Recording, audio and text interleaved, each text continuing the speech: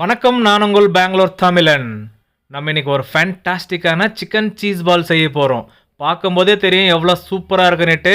நல்லா கிறிஸ்பியாக உள்ள சாஃப்டாக இந்த மாதிரி ஒரு சிக்கன் சீஸ் பாலை செஞ்சு கொடுத்தீங்கன்னா எல்லாரும் விரும்பி சாப்பிடுவாங்க. வரப்போகிற கிறிஸ்மஸ் நியூ இயருக்கு இந்த ஸ்டார்டர்ஸை செஞ்சு கொடுங்க. நீங்களும் இதே மாதிரி செய்யணும்னு இந்த வீடியோ முழுசாக பார்த்து செய்யுங்க. ரொம்பவே சூப்பராக வரும். செஞ்சு சாப்பிட்டு பார்த்துட்டு கமெண்ட்டில் சொல்லுங்கள் எப்படி நான் தெரிஞ்சுக்கிறேன்.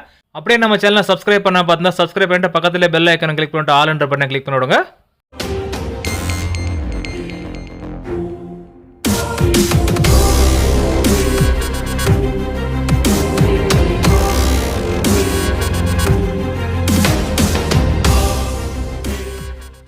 நம்ம இன்றைக்கி சிக்கன் சீஸ் பால் செய்ய போகிறோம். அதுக்காக ஒரு கடாயை வச்சுக்கலாம். அதில் 100 ml ஆயில் ஊற்றிருக்கோம்.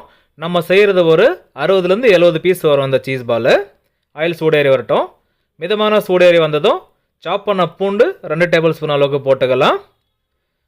அது கூடவே காரத்துக்காக பச்சை மிளகாய் சேர்த்துக்கிறோம். இதுக்காக நம்ம எடுத்துருக்கிறது 2 பச்சை மிளகாய் எடுத்துருக்கோம். ஃபைன் சாப் பண்ணி வச்சுருக்கோம். அதையும் சேர்த்துக்கலாம். கார்லிக் ரொம்ப ரோஸ்ட் ஆக வேண்டாம், லைட்டாக வதங்கினாவே போதும்.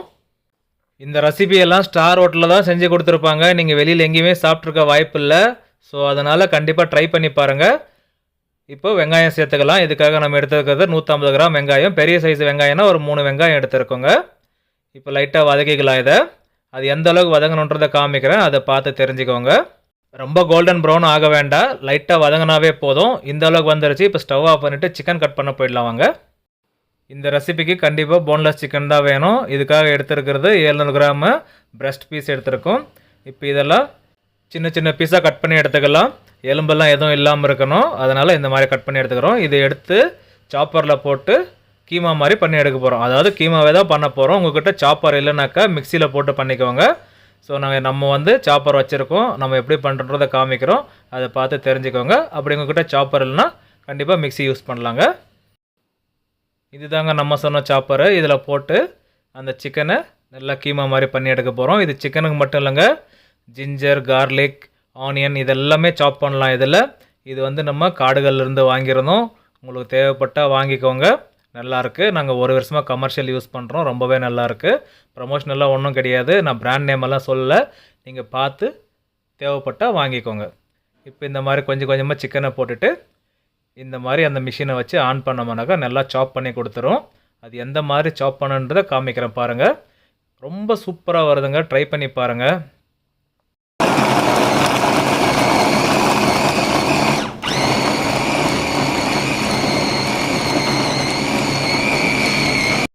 நான் நிறைய வீடியோவில் சொல்லியிருப்பேன் உங்களுக்கு, சாப் பண்ண இஞ்சி, சாப் பண்ண பூண்டுன்னு சொல்லியிருப்பேன். அது எல்லாமே இதில் போட்டு சாப் பண்ணது தாங்க. அதனால் கண்டிப்பாக வாங்கி யூஸ் பண்ணுங்கள், நல்லாயிருக்கு. பாருங்கள் எவ்வளோ சூப்பராக மசிஞ்சு வந்துருச்சு. இந்த அளவுக்கு வந்தவே போதும். இதை எடுத்துடலாங்க. எடுத்துகிட்டு அடுத்த பேட்ச் போட்டு அரைச்சி எடுத்துக்கலாம். அதே மாதிரி இதில் சுவிட்சு கொடுத்துருக்காங்க பாருங்கள். ஒன்று ஸ்லோவாக சுற்றுறதுக்கு, ஒன்று ஸ்பீடாக சுற்றுறதுக்கு 2 சுவிட்ச் இருக்குது. தேவைப்படுற அளவுக்கு வச்சு நீங்கள் ஆன் பண்ணி யூஸ் பண்ணுங்கள். இப்போ அரைச்சி முடிச்சாச்சு. இந்த கீமாவை எடுத்து அந்த மசாலாலாம் போட்டுட்டு ஸ்டவ் ஆன் பண்ணிவிட்டு மிக்ஸ் பண்ண ஆரம்பிக்கலாம். என்னோடய வாய்ஸ் உங்களுக்கு ஒரு மாதிரி இருக்கலாம், ஏன்னா எனக்கு ஃபீவர் இருக்குது. ஸோ அதனால் என்னோடய வாய்ஸ் அவ்வளோ கிளியராக இருக்காது, தப்பாக நினச்சிக்காதீங்க. ஒரு 2-3 வீடியோக்கு மட்டும் அட்ஜஸ்ட் பண்ணிக்கோங்க. இந்த சிக்கன் அந்த கடாயில் போட்டதுக்கப்புறம் மிக்ஸ் பண்ணிகிட்டே இருக்கணும். விட்டிங்களானா அப்படியே கட்டி கட்டியாகவே வெந்துடும். ஸோ அதனால் நல்லா உடச்சி விட்டு இந்த மாதிரி மிக்ஸ் பண்ணி விட்டிங்களானா நல்லா பொடி பொடியாக வந்துடும். நம்ம எந்த மாதிரி மிக்ஸ் பண்ணுறோன்னு பார்த்தாவே தெரியும். எவ்வளோ சூப்பராக ரெடியாக வந்துருச்சு பாருங்கள். பார்க்கும்போது எக் புரிஜ் ரெடி ஆகின மாதிரி இருக்குல்ல. இந்த அளவுக்கு வந்துச்சுனாவே அந்த வாட்டர்லாம் பாருங்கள் ட்ரை ஆகிடுச்சு. இப்போ சிக்கனும் ஒரு 70% நல்லா வெந்துருச்சுங்க. இந்த அளவுக்கு வெந்ததுக்கப்புறம் இதில் உப்பு சேர்த்துக்கலாம். இதுக்காக நம்ம எடுத்துருக்கிறது 1 டேபிள் ஸ்பூன் அளவுக்கு எடுத்துருக்கோம். நீங்கள் டேஸ்ட் பார்த்து சேர்த்துக்கோங்க. அடுத்ததாக பிளாக் பெப்பர் க்ரஷ் பண்ணி வச்சுருக்கிறோம். ஒரிஜினல் பெப்பருங்க இது. இது 1.5 டேபிள் ஸ்பூன் அளவுக்கு போட்டிருக்கோம். இதுவும் நீங்கள் டேஸ்ட் பார்த்து சேர்த்துக்கோங்க. இது அப்படியே லைட்டாக மிக்ஸ் பண்ணி விட்டுலாம்.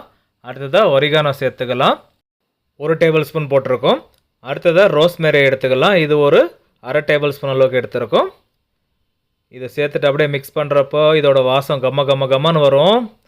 சூப்பராக ரெடியாகி வந்துட்டுருக்கு. நம்ம சேர்த்துருக்கிற ஒரிகானோ, ரோஸ்மேரி அதோட அரோமா ரொம்ப சூப்பராக இருக்குது. அவ்வளோதாங்க. இப்போ ஸ்டவ் ஆஃப் பண்ணிவிட்டு அடுத்ததாக உருளைக்கிழங்கு சேர்த்துக்கணும். இதுக்காக 1/2 கிலோ உருளைக்கிழங்கு பாயில் பண்ணி அதை நல்லா கிரேட் பண்ணி எடுத்து வச்சுருக்கோம். இப்போ இதில் சேர்த்துட்டு அப்படியே மிக்ஸ் பண்ணலாங்க. ஸ்டவ் ஆஃப் பண்ணிட்டுருக்குறோம். இந்த பொட்டேட்டோவும் சிக்கனும் நல்லா மிக்ஸ் பண்ணிக்கலாம் இந்த மாதிரி. அடுத்தது அதில் பைண்டிங்காக பிரெட் க்ரம்ஸ் சேர்த்துக்கணும். இதுக்காக நம்ம எடுத்துருக்கிறது ஒரு 100லேருந்து 150 கிராம் எடுத்திருப்போம். நீங்கள் தேவைக்கேற்ப பார்த்து சேர்த்துக்கோங்க. அதாவது உருண்டை பிடிச்சா உருண்டை கூடணும், அந்த அளவுக்கு வர்ற பதத்துக்கு பார்த்து சேர்த்துக்கோங்க. இப்போ இதை அப்படியே மிக்ஸ் பண்ணிடலாம். நல்லா மிக்ஸ் ஆனதுக்கப்புறம் வேறு பாத்திரத்தில் மாற்றிடலாம். அப்போ தான் சீக்கிரமாக ஆறி வரும். கடாயிலே இருந்ததுன்னா சீக்கிரமாக ஆறாது. நல்லா ஆறினதுக்கப்புறம் தான் சீஸ் போடணும். இப்போ பார்த்தாலே தெரியும், நல்லா மிக்ஸ் பண்ணி முடிச்சிட்டோம். இது இப்படியே இருக்கட்டும். இது கூட கொஞ்சமாக கொத்தமல்லி எல்லாம் தூவிக்கலாம். அப்படியே மிக்ஸ் பண்ணிவிட்டு வேறு பாத்திரத்தில் மாற்றிடலாம். ஆறி வரட்டும். அடுத்த ப்ராசஸ் என்னென்னு பார்க்கலாம் வாங்க. மைதா பேட்டர் ரெடி பண்ணலாம். அதுக்காக 200 கிராம் மைதா எடுத்திருக்கோம். இந்த பேட்டரில் கொஞ்சமாக உப்பு போட்டுக்கலாம். இதுக்காக நம்ம எடுத்துருக்கிறது 1 டீஸ்பூன் அளவுக்கு எடுத்திருக்கோம். டேஸ்ட் பார்த்து சேர்த்துக்கோங்க.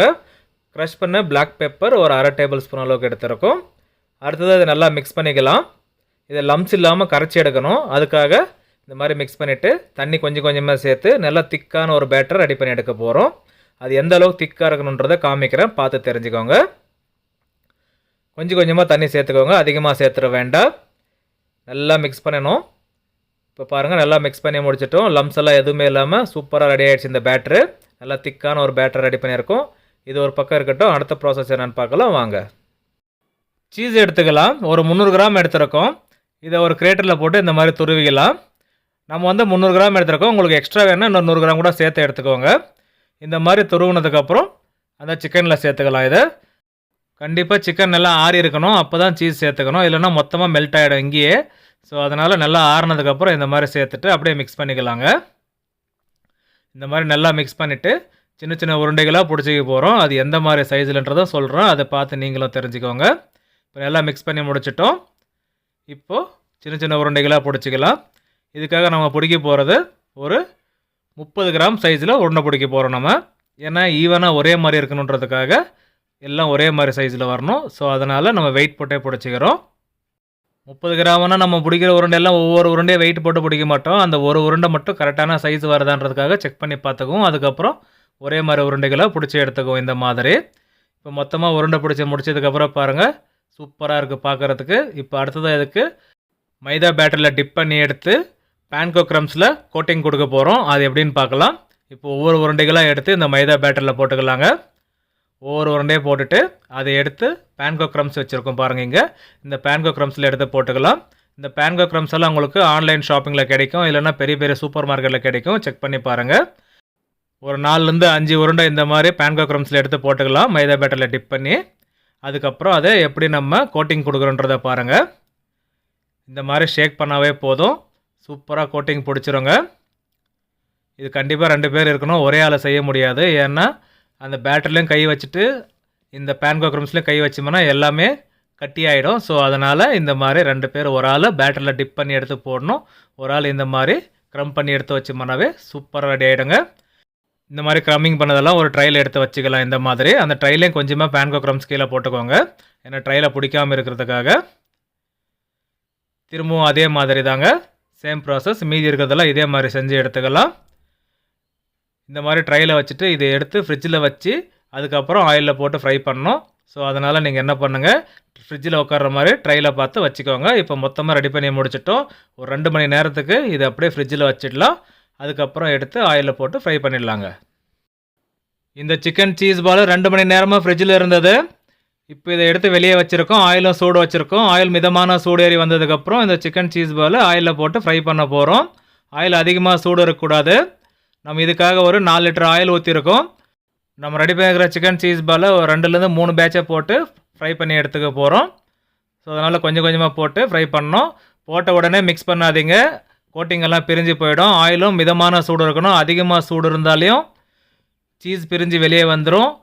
அப்படி கம்மியாக சூடு இருந்தாலும் பேன்கோ க்ரம்ஸ் பிரிஞ்சு தனியாக போயிடும். ஸோ அதனால் கரெக்டான சூடு வச்சு போடுங்க. மிதமான சூடு இருக்கணும். லைட்டாக இந்த மாதிரி கோல்டன் கலர் மாறி வர்ற சமயத்தில் நம்ம அதை திருப்பி விட போகிறோம். பார்த்தாவே தெரியும் எந்த அளவுக்கு கலர் வந்திருக்குன்ட்டு. எந்த சமயத்தில் தான் திருப்பணும், அதுக்கு முன்னே திருப்பக்கூடாது. அது வரைக்கும் அந்த ஆயில் அப்படியே சுற்றி விட்டுட்டே இருந்தாவே போதும், கரெக்டாக கலர் மாறி வந்துடும். ஆயிலில் போட்டதுலேருந்து ஒரு 3லேருந்து 4 நிமிஷத்துலேயே இது ரெடி ஆகிடுங்க. பாருங்கள், சூப்பராக கோல்டன் கலரில் மாறி வந்துருச்சு. இந்த அளவுக்கு வரணும். சீஸ் எல்லாம் பிரிஞ்சு வராமல் இருக்குது பாருங்கள். இந்த மாதிரி வந்தால் தான் பர்ஃபெக்டாக ஃப்ரை ஆகிருக்குன்னு அர்த்தம். இந்த அளவுக்கு வந்தாவே போதும். இதே மாதிரி மீதி இருக்கிறதெல்லாம் செஞ்சு எடுத்துக்க போகிறோம். ஒரு ஃபேண்டாஸ்டிக்கான ஸ்டார் ஹோட்டல் ஸ்டைலில் ஒரு ஸ்டார்டர்ஸ் செஞ்சு காமிச்சிருக்கோம், சிக்கன் சீஸ் பால். நீங்களும் இதே மாதிரி செய்யணும்னு இந்த வீடியோ முழுசாக பார்த்து செய்யுங்க, ரொம்பவே சூப்பராக வரும்.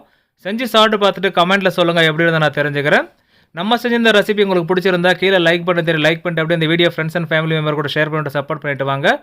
நீங்களும் சப்ஸ்கிரைப் பண்ணால் பார்த்துருந்தா சப்ஸ்கிரைப் பண்ணிட்டு பக்கத்துலேயே பெல் ஐக்கானும் கிளிக் பண்ணிட்டு ஆல்ன்ற பட்டனை கிளிக் பண்ணுங்க. அப்போ தான் அடுத்தடுத்து போகிற வீடியோ நோட்டிஃபிகேஷன் வரும் உங்களுக்கு. மேலும் சப்போர்ட் பண்ணிட்டு வாங்க. மீண்டும் அடுத்த வீடியோவில் சந்திப்போம். பாய்.